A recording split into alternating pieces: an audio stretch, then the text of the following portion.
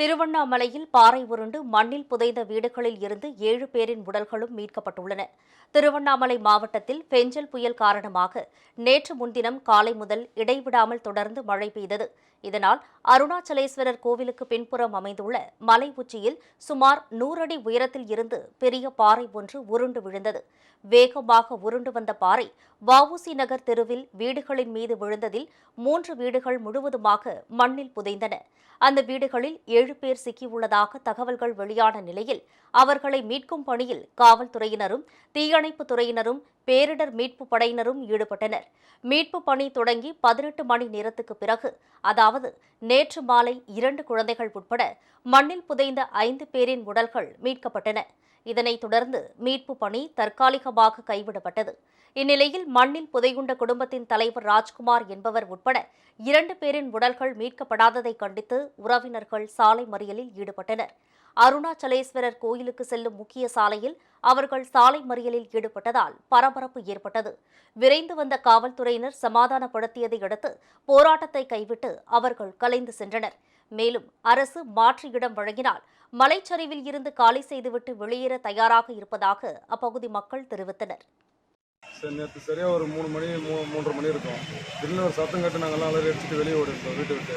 என்னென்னு பார்த்தா திடீர்னு மேலே இருந்து ஒரு பாறைங்க மண்ணெல்லாம் சரிஞ்சு விழுந்து ஒரு வீட்டில் குழந்தைங்க ஒரு 5 குழந்தைங்க, ஹஸ்பண்ட் ஒய்ஃப் 2 பேர் இருந்தாங்க. அவங்களெல்லாம் அந்த மண்ணோட மூடிடுச்சு.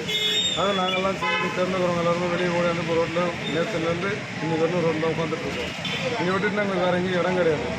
எங்களுக்கு இதை விட்டுட்டு வேறு எங்கன்னா எங்களுக்கு ஒரு பட்டாவோ இல்லை முதல்ல எதனா ஒன்று கொடுத்து வேறு எதனா ஒரு அப்பார்ட்மெண்ட் வீடு எதனா கட்டி கொடுத்து எங்களை வெளியே சொன்னால் நாங்கள் போக தயாராக இருக்கோம். இந்நிலையில் மீட்புப் பணி தொடங்கப்பட்டு 2 பேரின் உடல் மீட்கப்பட்டன.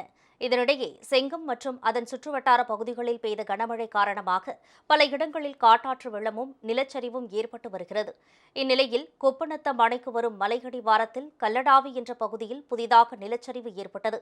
இதனை வேடிக்கை பார்ப்பதற்காக பொதுமக்கள் குவிந்தபோது திடீரென நிலச்சரிவு ஏற்பட்டதில் மாற்றுத்திறனாளி ஒருவர் சிக்கிக் கொண்டு பின்னர் தப்பிக்கும் ஒளிப்பதிவு காட்சிகள் வெளியாகியுள்ளது.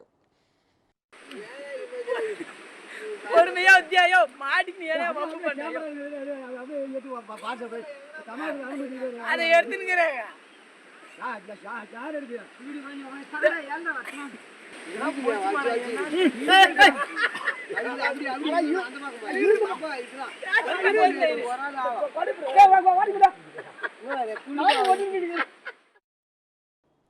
திருவண்ணாமலை மற்றும் செங்கம் சுற்றுவட்டார பகுதிகளில் தொடர்ந்து நிலச்சரிவு ஏற்பட்டு வருவது அப்பகுதி மக்களை அச்சத்தில் ஆழ்த்தியுள்ளது.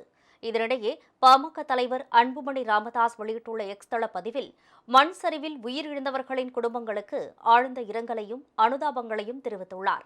அறிவியலும் தொழில்நுட்பமும் முன்னேறிவிட்டதாக பெருமிதப்படும் வேளையில் மண் சரிவில் சிக்கியவர்களை உடனடியாக நம்மால் மீட்க முடியவில்லை என்பது மிகவும் வேதனை அளிப்பதாக கூறியுள்ளார்.